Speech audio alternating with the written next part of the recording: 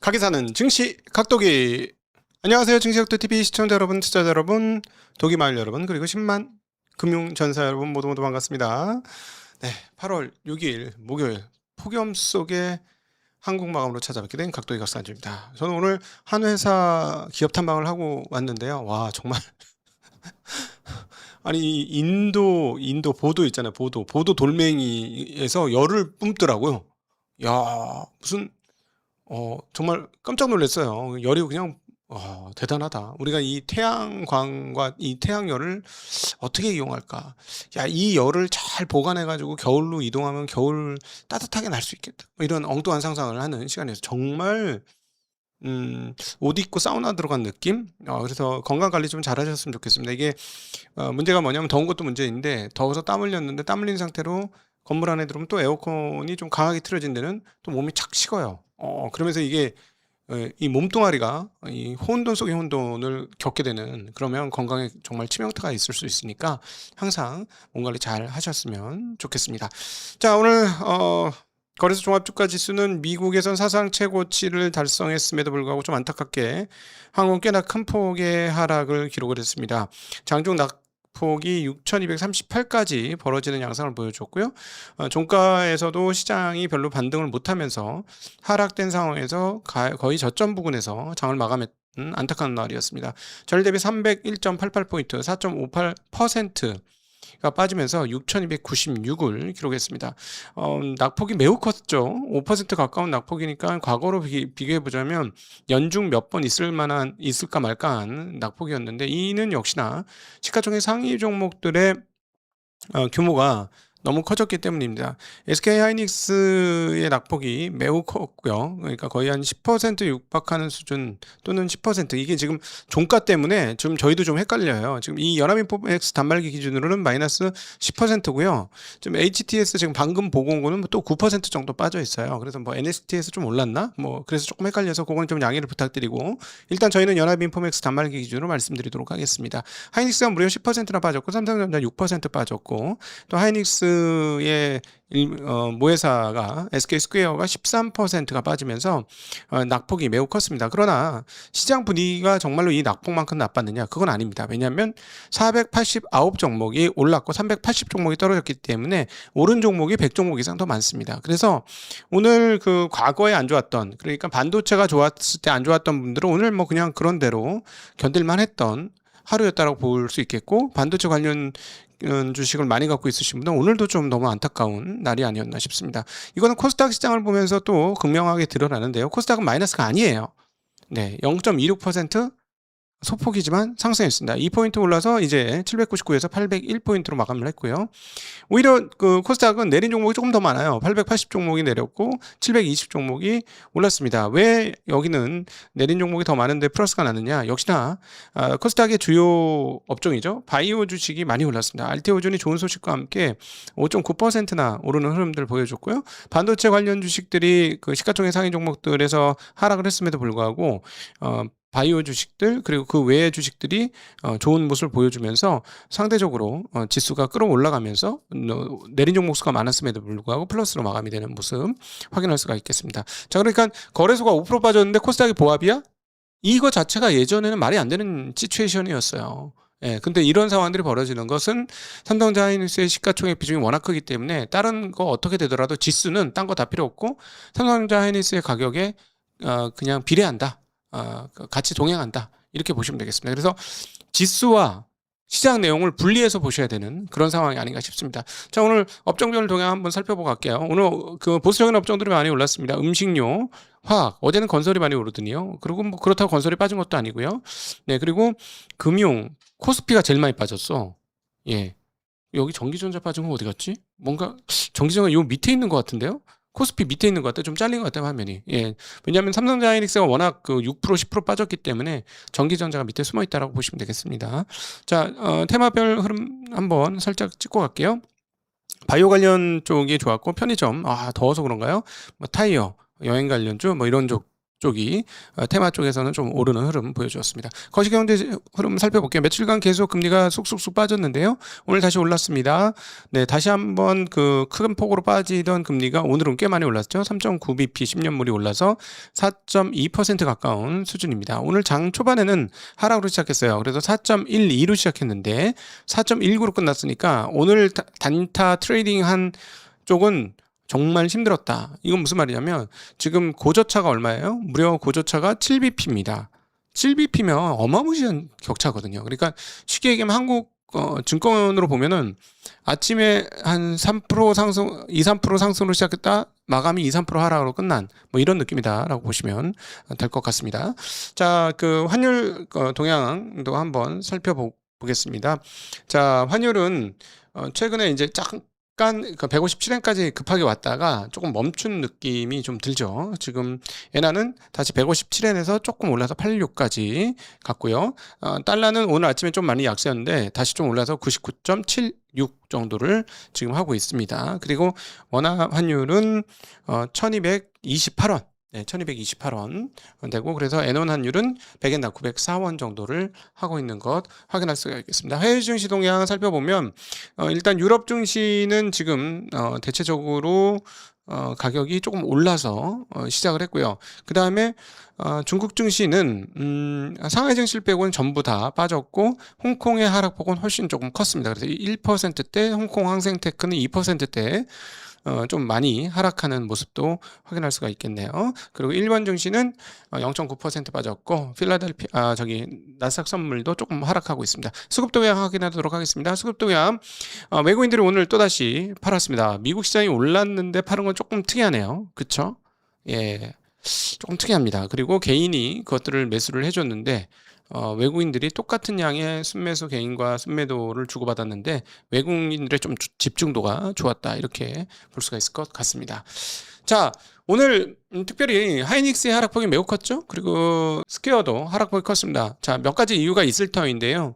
일단 찾아보면 요 건이 있습니다. 솔리다임이라는 회사를 미국에 상장한다라는 것입니다. 신규 자금 조달해서 미국에 상장한다는 건데요. 신규 자금 조달을 위해서기도 하죠. 요게 하이닉스한테는 조금 부정적으로 영향을 미칠 수 있다라고 보겠어요. 왜 그러냐면 원래 솔리다임은 어떤 회사였냐면 인텔이 가지고 있었던 SSD 사업부였는데 인텔이 굉장히 어렵자 그걸 누구한테 팔았죠? 하이닉스한테 팔았습니다. 자, 그래서 하이닉스가 이 회사의 지분을 100% 가지고 있습니다. 100% 가지고 있는데 이 솔리다임을 미국에 상장한다는 설이 있었어요. 설이. 과연 정말 그럴 것인가 였는데 여기에 대해서 풍문 또는 보도에 대한 질의가 있었고 거기에 대한 해명 공시가 SK하이닉스로부터 공식적으로 나왔습니다.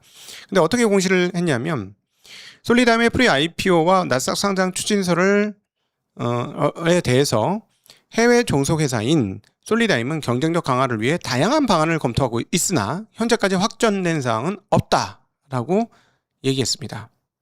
보통 확정된 사항은 없지만 검토하고 있다라는 건 뭘 하고 있다는 얘기입니다. 예. 이 공시 뉘앙스는 많이 보신 분들 바로 알죠? 네, 뭐 하고 있네? 이겁니다. 여기에 그 일부 매체가 발표를 한 내용이 있는데요. 한 매체가 솔리다임이 모건 스탠리와 골드만삭스를 공동 주관사로 선정하고 5에서 10조 규모의 투자 유치를 진행 중이다라는 보도를 했습니다. 네. 그러면 어떻게 되는 건가요? 100% 자회사거든요. 100% 자회사하면 사실은 솔리다임에서 벌은 돈이 재무제표상 연결 영업 이익으로 찍혀가지고 하이닉스한테 찍히죠. 근데 지금 이거는 무슨 말이냐면 신주 발행을 하겠다는 거예요. 그러면 100%에서 100% 언더로 떨어지죠. 그런데 지금 워낙 하이닉스의 매출과 뭐 자산가치의 규모가 솔리다임보다 월등히 크기 때문에 그 10%가 안 됩니다. 솔리다임 매출이나 영업이익 규모가. 그러면 이 자회사가 뭐 예를 들어 상장을 할 건지 자금 조달을 할 건지 말 건지를 그 모회사 그러니까 하이닉스의 주주들한테 물을 필요가 없어요. 규모가 작기 때문에. 언제만 물을 수 있느냐? 언제만. 그러니까 거래소가 중요한 자회사로 판단해서 개별 심사 대상으로 선택을 하면 그때 뭔가 가 돌아가죠. 그러니까 이사회에다가 하이닉스 이사회에다가 주주 영향 평가, 주주 보호 방안, 그다음 주주 소통 등 5대 의무를 부과할 수 있습니다. 예, 그거 그러니까 거래소가 지정하지 않고서는 사실 자산 규모가 적기 때문에 자기 마음대로 해도 된다. 주주 동의 절차 필요 없다. 라는 것이죠. 그럼에도 불구하고 이제 시장은 어떻게 해석하냐면 ADR 상장도 사실상 정확하게 따져보면 주주 입장에서는 그 금액이 수십조가 새로 자금이 조달된 거니까 물타기가 된 거거든요. 근데 하이닉스의 주가 하락이 사실은 이번에 그 언제 더 강화됐습니까? 2분기 실적 발표된 다음에 조금 강화됐잖아요. 근데 그 강화됐을 때 시중에서 이렇게 그 컨센으로 이야기되는 게 왜 하이닉스가 이렇게 삼성전자보다 더 많이 빠졌느냐, 이거는 실적 발표에 대한 뭐 실망이라도 있지만 기대치보다 낮은 그것보다도 주주 환원에 대한 내용이 전혀 없더라. 연내하겠다고만 했지 없더라. 그런데 지금 8월 6일이잖아요. 그 미국의 그 IPO 그 서류 낸 거 기한도 끝났어요. 이제는 발표해도 되고는 아무것도 없는데 여기서 갑자기 자회사 솔리다임 상장 얘기가 나오니까 이게 주주들 입장에서 기분 나쁜 거죠. 기분 나쁠 만합니다. 이 부분은. 네. 그래서 역시 주주 환원을 안 하는 느낌? 그리고 주주들의 권익에 대해서 별로 전혀 신경 안 쓰고 자기 열심히 이제 우리가 회사에서 돈만 잘 벌면 됐지. 열심히 해서 산업 여건으로서 말이야. 이렇게 대단하게 한국에 많은 돈을 벌어주고 달러를 벌어주고 말이야. 대표 기업이 되고 많은 종업원들도 고용도 창출하고 얼마나 대단한 일을 하는데 말이야. 이렇게 생각하실 수는 있는데 그래서 그게 주주하고 무슨 상관이에요? 무슨 상관이냐고 그게. 아니 억만금 조조조조 원을 벌어도 주주한테 떨어지는 돈이 없으면은 그 주주하고 무슨 상관이냐고요. 딱 하나 참죠. 딱 한 상황에선 참습니다. 주가가 계속 올라가면 주주들은 참아요. 좀 얇긴 하다. 그죠? 얇긴 하지만 어쨌든 주가가 올라가면 참아요. 그래서 우리 최 회장께서 우리 주식은 계속 잘 될 겁니다 얘기하신 거 아니에요? 근데 주가가 떨어지잖아. 주가가 떨어지면 주주들한테 남는 건 뭐죠? 배당을 해줄 거냐 말 거냐 그거밖에 남는 게 없어요. 근데 주주 환원 방안은 없고 자회사를 또 상장시켜? 뭐지? 네. 그래서 사실은 오늘의 하락을 전부 이걸로 해석할 수는 없지만 이 부분에 영향을 미쳤다라고 얘기해도 영향을 미쳤겠네 라고 얘기는 충분히 할 수 있는 것이다. 업자로서 증권업계 전문가로서 충분히 그렇게 분석할 수 있다고 저는 생각을 합니다. 제가 회사 분들보다 주식에 대해서는 조금 더 잘 알아요. 하이닉스 분들. 네. 그러니까 이거 틀린 얘기 아니에요. 무시하지 마세요. 네. 자, 그리고 또 하이닉스 관련된 해프닝이 하나 있었습니다. 지난번에 한 주로 그 장전 거래에서 그러니까 그 넥스트 거래죠. 장전 거래에서 하한가를 갔는데 이번에 또 하한가를 갔어요. 이번에는 한 주가 아니고 11주로. 예, 아침 시장 장 9시 시작하기 전에 프리마켓에서. 근데 지난번에 한 주짜리 하한가가 있었을 때 어떤 일이 발생했냐면 815억짜리 해외 파생 상품이 한번 청산된 적이 있습니다. 그 코인 쪽과 관련된 이쪽 거래소에서. 근데 이번에도 또 11주로 이렇게 됐어요. 자, 그러면 이제는 거래소에서 뭔가 대책을 마련해야 됩니다. 지금 일단 오늘 11주로 하한가를 찍은 다음에 일종의 뭐냐면 일단 동시효과 비슷하게 이렇게 잠깐 거래를 멈추는 거 VI를 걸었는데 이게 아무리 매수층이 얇다고 해도 이렇게 한국의 대표 기업들이 뭐 1000조씩 되는 회사가 하한가 가고 이러면 1000조짜리 회사가 1000만 원으로 300조 날라가면 되겠습니까? 15%인가? 내가 장전 거래를 안 해봐서 15%예요? 30%예요? 30%예요? 아니 그러면은 1000만 원 가지고 나 300조 움직였어 이렇게 되는 거 아니야? 야 1000만 원 갖고 300조 움직였네.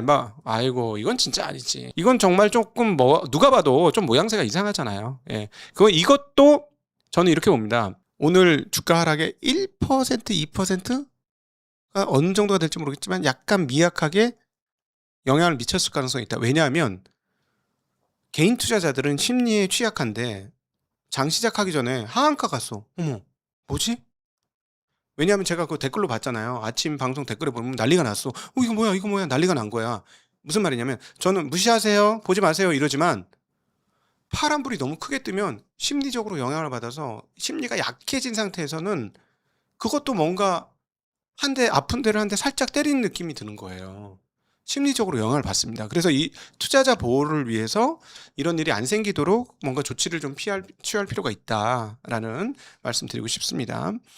자, 이제 주가가 너무 많이 떨어지니까 사람들이 카드도 안 쓴다. 휴가철인데 카드도 안 쓴다라는 뉴스가 나오고 있습니다. 아니, 이게 지금 휴가철이라서 주가가 떨어져서 카드를 안 쓴 거야? 더워서 카드를 안 쓴 거야? 제가 보기에는 더워서 안 쓴 것 같은데. 근데 이게 이제 이게 딱 8월 4주차를 딱 찍어 갖고 나왔어. 8월 4주차, 7월 4주차, 7월 18일부터 24일. 근데 조금 애매하긴 한데 또 해석을 하려면 또 굳이 하려면 또 그렇게도 할 수는 있을 것 같긴 하네요. 지난해 동기보다 7월 18일부터 24일 기간이 그 카드 사용액이 12.9% 줄었다라는 것이죠. 이때 뭐 주가 한창 빠졌으니까 그렇게 해석을 할 수 있을 것 같은데, 그 전년 동기 대비보다 퍼센테이지 줄은 게 무려 22%가 줄었기 때문에 그 지역별로 좀 다른데 인천 같은 경우는 22%가 줄었고요. 그다음에 세종은 18%, 전북은 14%, 충남 14%, 강원 13%, 서울 13%, 경기 12% 정도씩 빠졌다고 합니다. 그래서 이게 이제 주가 빠져서 이런 거 아니냐라고 하는데 더워서 그럴 수도 있죠. 네, 요거는 이제 조금 신빙성이 조금 떨어지니까 그냥 그러려니 하고 그냥 받아들이시면 될 것 같습니다. 별거 아니다. 자, 골드만삭스가 이렇게 주가가 많이 빠졌음에도 불구하고 한국은 12,000포인트 간다라고 얘기했습니다. 가장 도전적인 발언은 뭐냐면 12개월 안에 12,000포인트 간다라고 했습니다. 오늘 우리나라 지수가 얼만데 1년 안에 지금 오늘 6,300포인트가 안 되는데 1년 안에 12,000포인트 그럼 100% 올라야 되는데 지금부터? 우리 세게 봐주시니까 감사합니다. 자, 골드만삭스 아시아태평양 수석 주식 전략가인 티모시 모가 한국 급락에도 변함없는 긍정 전망이라는 보고서를 발행을 했습니다. 왜 이렇게 전망을 하고 있느냐? 이번 메모리 사이클이 과거보다 강하고 오래 이어질 가능성이 높고 컴퓨팅 수요가 빠르게 증가하는 가운데 공급 부족이 2030년까지 이어질 수 있어서 메모리 업체의 가격 결정력과 수익성이 높은 수준을 유지할 것이기 때문에 그렇게 바라본다. 그리고 시장에서는 메모리 경기, 하이퍼스케일러의 설비 투자, 자본시장 자금 조달, 경쟁 심화 등을 우려하고 있지만 이러한 변수들이 장기 호황 시나리오를 훼손할 정도는 아니다라고 하면서 12,000포인트를 제시해 주셨습니다. 너무 감사합니다. 네, 그렇게 될 수 있기를 바랍니다. 근데 저는 개인적으로 12,000포인트가 1년 안에 가는 것보다는 한 2, 3년 안에 가는 게 좋을 것 같긴 해요. 네, 이번에 너무 급하게 올라가지고 사실은 조금 이번에 약간 뭐라 그럴까, 약간 후유증이 있는 것도 너무 급하게 올라서 그런 것 같거든요. 그래서 조금 천천히 올라갔으면 좋겠다라는 말씀 드리고 싶습니다. 어제 제가 이제 많은 화를 내면서 주가 누르기 방지법 세제가 사실상 주가 누르기 장려법이다라는 말씀 드렸는데 여기저기서 전면적 재검토를 촉구하는 움직임들이 나오더라고요. 한 민주당 국회의원도 이거 안 된다, 재검토해야 된다라는 얘기를 하셨고요. 여러 군데에서 이야기를 하고 있습니다. 하나생명 소액주주연대는 이렇게 얘기하네요. 주가를 순자산 가치의 10분의 1 수준인 PBR 0.1로 극단적으로 나타났다고 가정할 때 정부가 제시한 30% 증벌 할증을 적용해봐야 PBR은 0.13밖에 안 된다라고 얘기하기도 했고요. 또 하나, 국세청 평가심의위원회의 심의 절차를 끼워넣은 대목도 문제가 있다라는 발언들도 있습니다. 개정안에 따르면 저 PBR 요건이 걸리더라도 바로 과세하지 않고 심의를 거치게 됩니다. 자, 이에 대해 주주들은 대주주가 대형 로펌을 고용해 업황 악화나 경영상 불가피한 사유라며 소명자를 쏟아내면 빠져나갈 구멍이 있다 라고 반문을 하면서 정부가 대주주들에게 소송과 로비를 통해 법망을 피할 수 있는 합법적 면죄부를 창구를 열어준 꼴이다라고 언급을 하고 있습니다.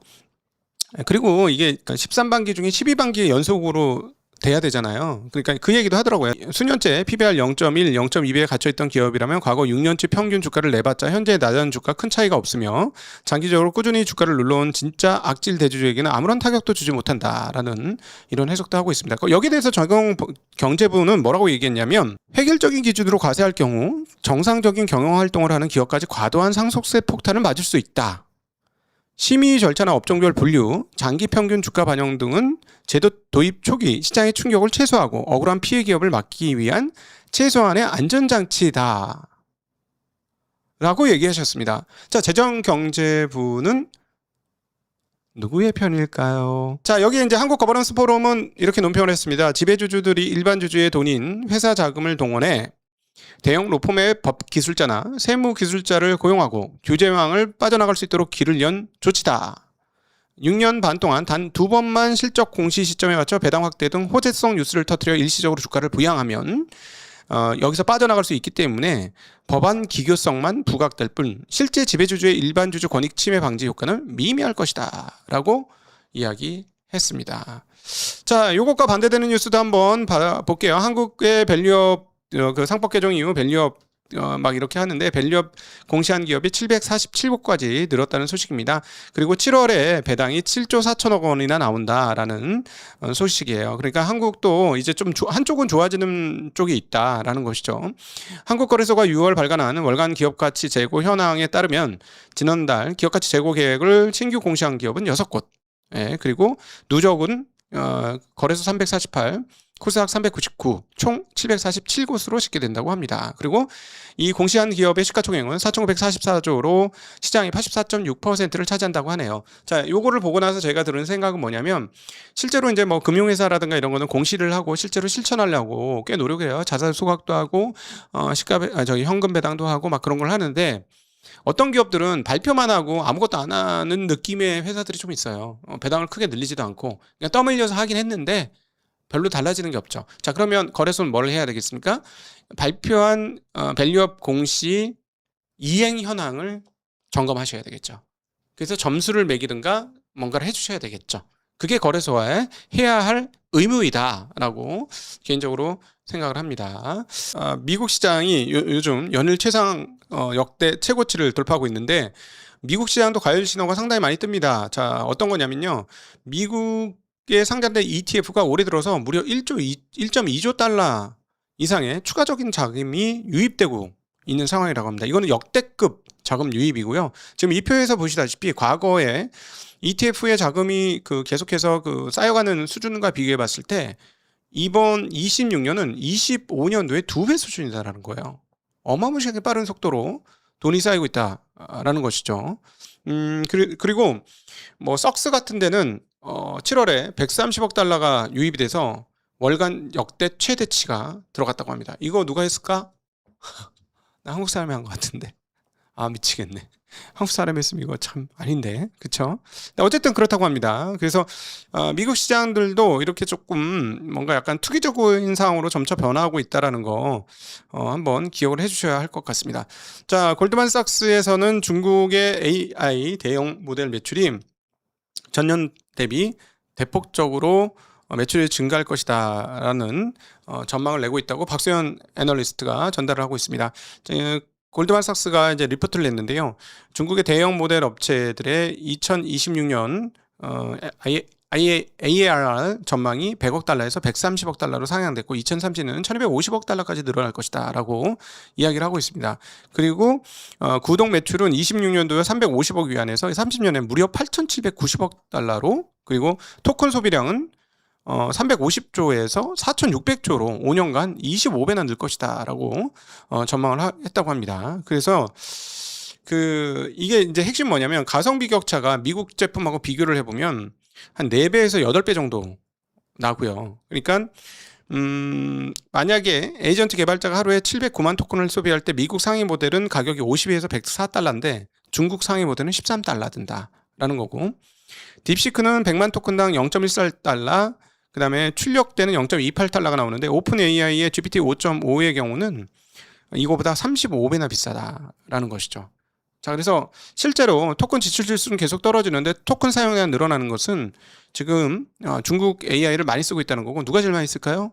미국의 개발자들이 제일 많이 쓰고 있습니다. 예, 놀랍죠? 우리는 그렇게 안 써요, 중국 거. 근데 미국 애들이 많이 쓰고 있다라는 겁니다. 자, 그리고 이제 오늘 아침에 구글의 주가가 4% 폭락을 했는데 이 제프 딘이 정말 대단한 사람이라는 얘기가 많이 도는데, 제프 딘이 이제 디스커버리 룹이라는 회사를 설립할 예정인데요. 이게 어떤 회사인가 보니까 AI가 스스로 가설을 제시하고 실험을 수행하고 결과를 평가하는 그리고 그것이 이제 폐쇄형 루프로 계속해서 돌아가면서 계속 뭔가 이렇게 향상시키는 그런 모델인 것 같습니다. 이걸 만드는 거고요. AI가 AI를 개발하는 재기적 자기 개선을 촉진하는 그런 과정의 회사를 만들겠다라는 겁니다. 그러니까 이렇게 되면 어떻게 되냐면, 그러니까 어느 정도 개발자들이 어느 정도 AI를 만들어 놓으니까 그 기반에서 AI가 AI를 만드는 과정으로 가는 것 같아요.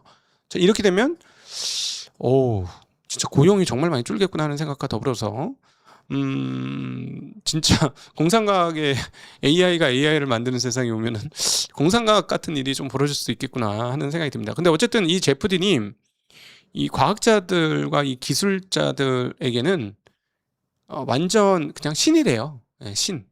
신이라고 합니다. 그 사람한테 뭐라고 하냐 뭔가 인제 이 사람한테 뭔가 리뷰를 한번 딱 받으면 그게 영광이래요. 예, 제프딘이 한마디 해 주면 영광이라는 거죠.